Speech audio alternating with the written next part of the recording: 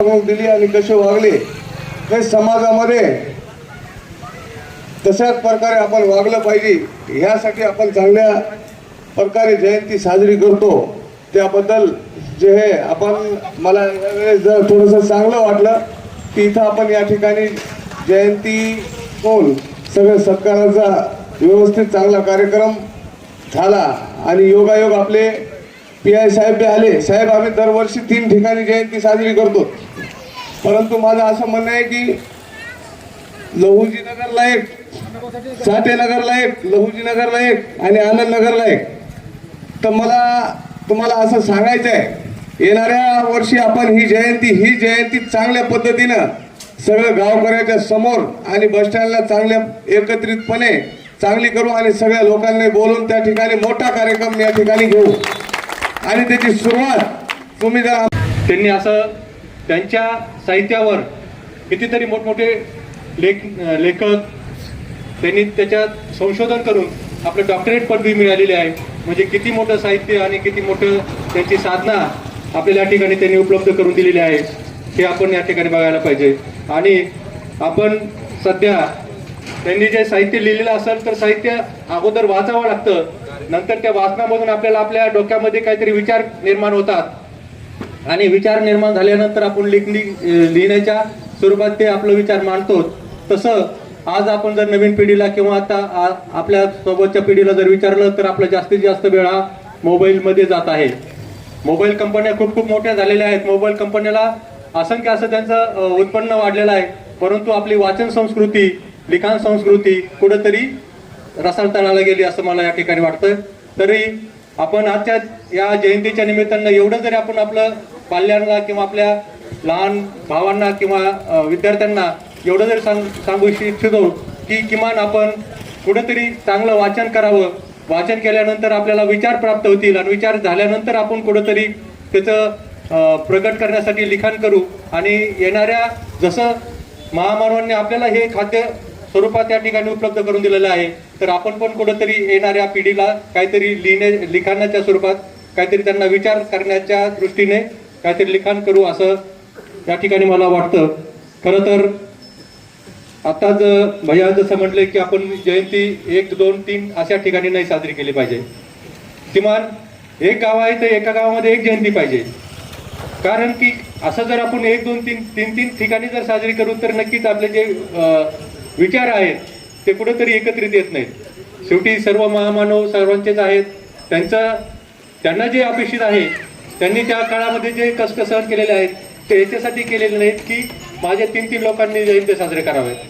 कुठेतरी आपण एकत्र यायला पाहिजे। जयंती म्हणजे काय की आपण एकत्र येण्याचं ठिकाण आहे, त्याचे आजच्या दिवसात आपल्याला काय त्यांनी केलं काय नाही केलं त्यांचा जे काही विस्मरण होतं त्याचं स्मरण करण्याची या ठिकाणी आजचा दिवस आहे।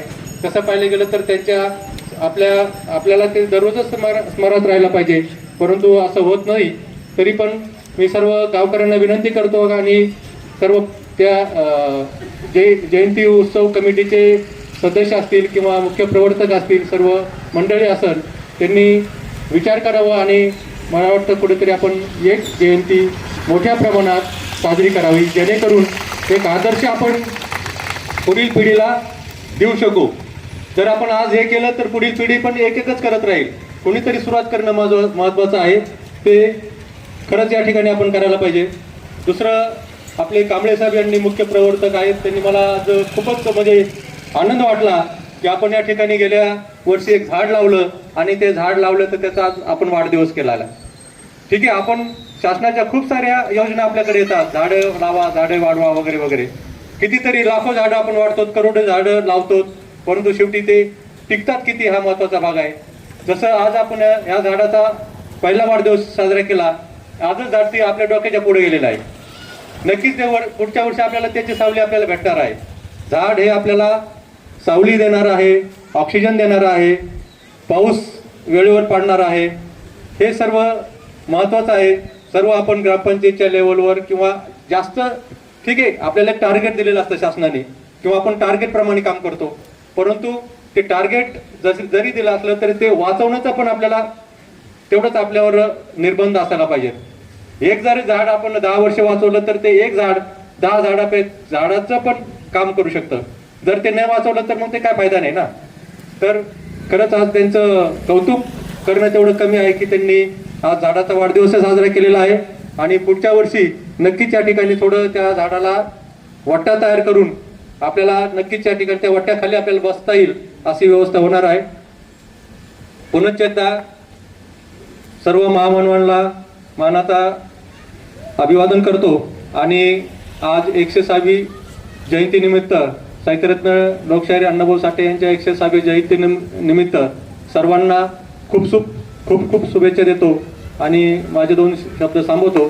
जय हिंद, जय महाराष्ट्र. डॉक्टर अण्णाभाऊ साठे यांच्या जयंतीनिमित्त सर्व समाज बांधवांना मी हार्दिक शुभेच्छा देतो. सन्माननीय व्यासपीठावर उपस्थित असलेले आपले ग्रामीण पोलीस स्टेशनचे पोलीस निरीक्षक थोरात सर,